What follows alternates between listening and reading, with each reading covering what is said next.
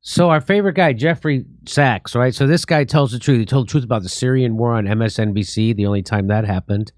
He's told the truth about the gain of function and funding it. He's told the truth about where the virus came from, COVID-19. He's told the truth about the Nord Stream pipeline that got him in trouble. So here he is. He's back, and he's on some kind of conference. It's the Athens Democracy Forum, and it looks like it's sponsored by the New York Times. And watch what he starts saying, and the moderator actually stops him from telling the truth about this. Watch.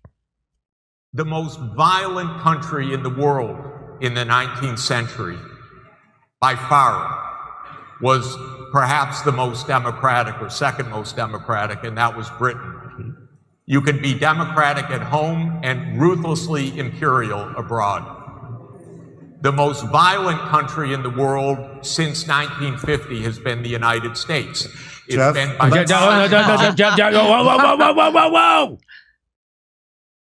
Jeffrey, stop now. Let's Jeffrey. I'm Jeffrey. I'm your moderator, and it's enough. Okay, I'm done.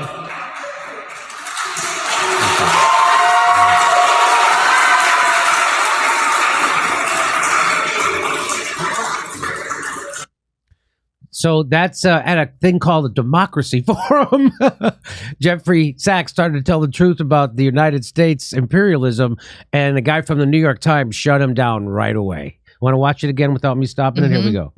The most violent country in the world in the 19th century, by far, was perhaps the most democratic or second most democratic, and that was Britain. You can be democratic at home and ruthlessly imperial abroad. The most violent country in the world since 1950 has been the United States. It's been by far Jeffrey, stop now. Let's Jeffrey. I'm Jeffrey. I'm your moderator, and it's enough. Okay, I'm done. Jeffrey, I'm being paid by the oligarchy, and I have been for my whole career, and I plan on going out in style. Now, would you please shut up? We're here to pretend we give a shit about the world and democracy and liberty, okay? If you're not willing to pretend, then shut up. That's what that is, right? That's exactly what that is. That guy is Stephen Erlanger, who is the chief diplomatic correspondent for the New York Times. And so it's his job. It's his job to basically go out every day and write articles portraying the U.S. as this glorious country that rules the world with generosity and spreads democracy and freedom. And so here's Jeffrey Sachs to his face inconveniencing that narrative that he's paid to spread. And so he has that freak out as a result. Can't hear it. And the people in the crowds hear it. They see what's going on. Yeah. But again, it's worth that guy being humiliated publicly like that. And there's a better term for it. What he's doing to himself is he's debasing himself. That guy. What's his name? Stephen Erlanger? Yeah, Stephen Erlanger. He's debasing himself, and he doesn't care because he'd rather keep his position in society and that job than keep his dignity or integrity, right? So he's willing to throw his integrity and dignity and debase himself for money, and that's all that is. And he's not used to the experience of being confronted with truth, right? Because he lives in this glass house, in this basically bubble where anyone like Jeffrey Sachs is just kept out. So you can't even hear that kind of perspective. So when he does come face to face with it, he has this visceral reaction where he can't control actually how he responds and just has to shut it down. And I just can't believe that so it was nice that the people in the audience applauded, but then they probably just sat there for the rest of the fucking thing. Because I guarantee you they did. Why? Because if they didn't, we would see video of it. This wouldn't be the video I'm playing. It would be the video of people yelling at that piece of shit from the New York Times and calling him out for being the oppressive oligarch tool that he is and the anti-democracy piece of shit that he is. Wow. That's what it looks like. So there's nothing more cringy than what that New York Times guy just did. I mean, I loved it. Yeah. You want to watch it again? I do. The most violent country in the world in the 19th century, by far, was perhaps the most democratic or second most democratic, and that was Britain. You can be democratic at home and ruthlessly imperial abroad. The most violent country in the world since 1950 has been the United States. All right. It's been by far involved. Jeffrey, stop now. Stop. Let's, Jeffrey. Jeffrey, I'm your moderator, and it's enough. Okay, I'm done. What's enough? What's enough? Like Jeffrey Sachs doesn't even go, what's enough? What do you mean, what's enough? What's wrong with what I'm saying?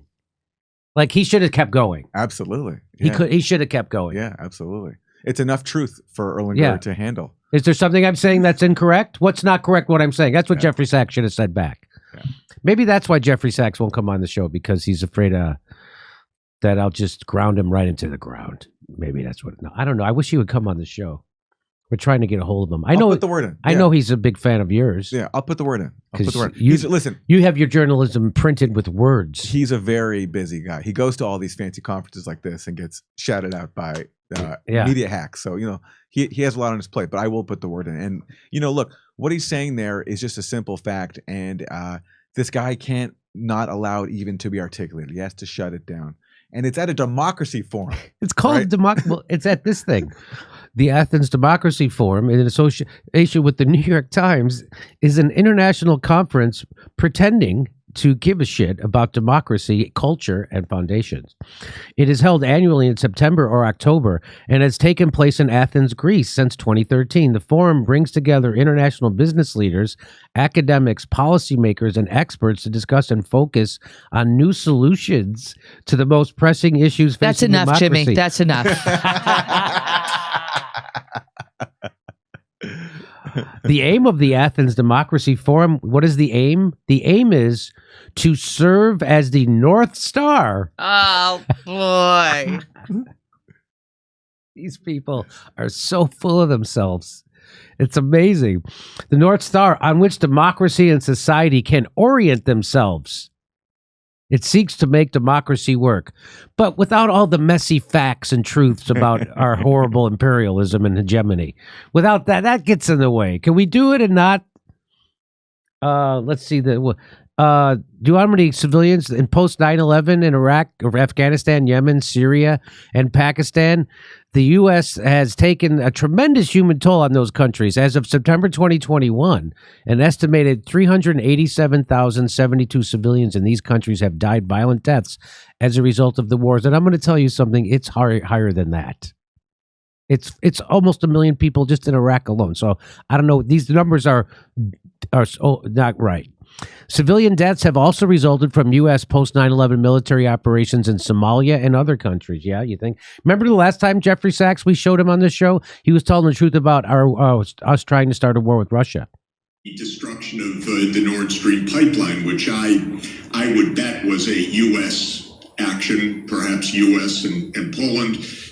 This is Jeff, we got to stop there. That's quite a statement as well. Why do you feel that was a U.S. action? What evidence do you have of that?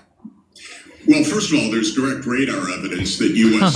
helicopters, military helicopters that are normally based in Gdansk, were circling over this area.